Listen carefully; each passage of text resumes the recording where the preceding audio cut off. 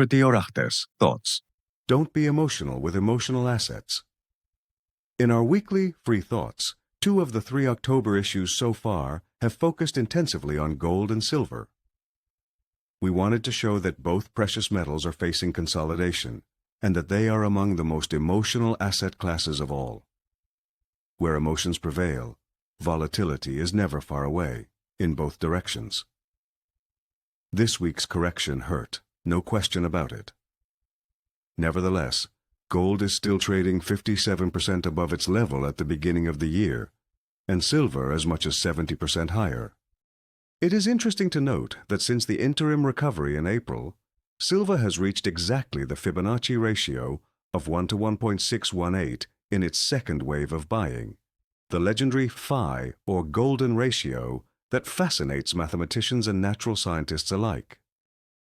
According to the Fibonacci numbers, which play a central role in our analyses, corrections of 38%, 50%, or even 62% are completely normal in the markets.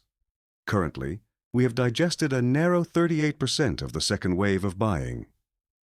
With another asset, we would call this a mini-correction. Unsurprisingly, a familiar discussion that has been flaring up regularly for around 30 years is heating up again. Was the correction triggered by manipulation? This cannot be completely ruled out. It seems strange, to say the least, when futures are sold in volumes equivalent to almost 700 million ounces of silver in annual production within a very short period of time. There is only one plausible motivation for this. Someone wants to push the price down. It is difficult to determine exactly who sold, and it does not help investors either. Manipulation or market mechanics? It's a gray area. The fact is that everyone is allowed to act as aggressively as the rules permit in the market. However, what is crucial for assessing the precious metals markets is that the current correction was driven primarily by futures sales, not by a lack of physical demand. The aggressive seller's goal was apparently to dampen investors' appetite for physical purchases, a strategy that has often worked in the past. The COMEX Futures Exchange also recently attempted to cool the market by raising margin requirements. The principle is well known. When margins rise, some investors are forced to close their positions, and the market calms down. This is what happened 45 years ago when the legendary Hunt brothers failed in their silver offensive, precisely because of margins. But the current rally is based on different factors. It is fueled by the unbroken interest of Asian buyers in physical material, and by Western investors who, in view of global uncertainties, also prefer to hold bars rather than paper. In China, ETFs with physical gold coverage have recently exploded. Remarkably, physical buyers have remained completely unimpressed by the increased margins. This is because they are not involved in the futures market at all.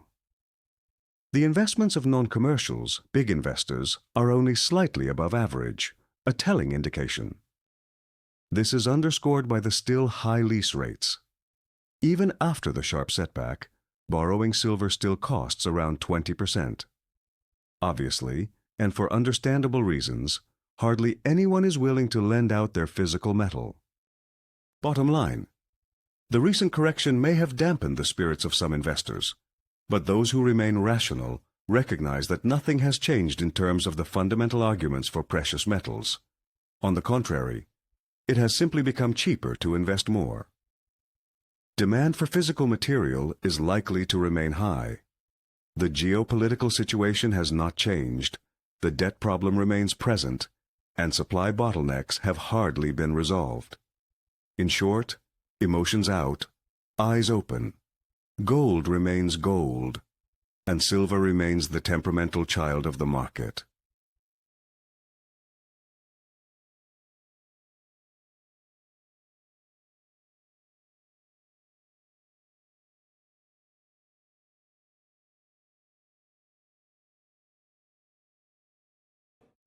Remember that these thoughts are not investment recommendations, but only our opinion. For recommendations, contact your own investment advisor. Don't forget to give us a thumbs up below to help us keep creating this great content for you. And don't forget, if you register directly on our Substack website, you will receive my next thoughts at least one day earlier. Check out the Substack link in the description, and best of all, it's free. I wish you great success with your investments and see you for our next market update.